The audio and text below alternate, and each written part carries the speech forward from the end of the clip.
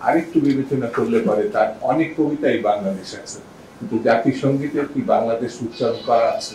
আমি জাসাসকে ধন্যবাদ দিই, তার কবরে গিয়ে তারা ফুল দিয়েছে, শ্রদ্ধা জানিয়েছে।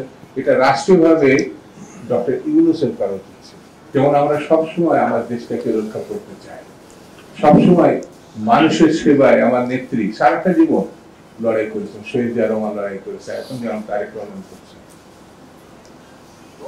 হয়তো এই কথা অনেকেই মনে করবে অনেক কিছু, যেমন যারা বাংলাদেশের জাতীয় সঙ্গীত তৈরি করেছিলেন ৭১ সালে, আমি তাদের ধন্যবাদ দিই, কিন্তু আরেকটু বিবেচনা করলে পারে তার অনেক কবিতাই বাংলাদেশে আছে, কিন্তু জাতীয় সঙ্গীতের কি বাংলাদেশ উচ্চারণ করা আছে?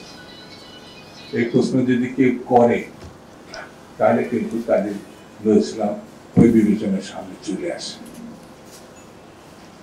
কাজী নজরুল ইসলাম কি, আমি এই স্বল্প পরিসরে এই যদি বললাম, ইতিহাস ঘরে ঘরে পালন করা হচ্ছে, এটা সারা দেশে রাষ্ট্রভাবে পালন করা হচ্ছে। আমি জাসাসকে ধন্যবাদ দিই, তার কবরে গিয়ে তারা ফুল দিয়েছে, শ্রদ্ধা জানিয়েছে। এটা রাষ্ট্রীয়ভাবে ডক্টর ইউনূসের করা উচিত ছিল, তার উচিত ছিল তার কবরে গিয়ে ফুল দেওয়া, তাহলে পরে যথাযথভাবে রাষ্ট্রীয়ভাবে তার সম্মান জানানো তো আমি ব্যক্তিগতভাবে মনে করি।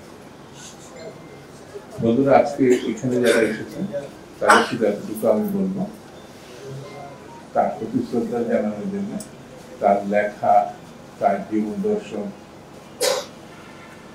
এগুলো যেন আমরা এই শহর থেকে চলে গেলে আবার ১ বছর পরে স্মরণ করবো, এটা যেন না হয়।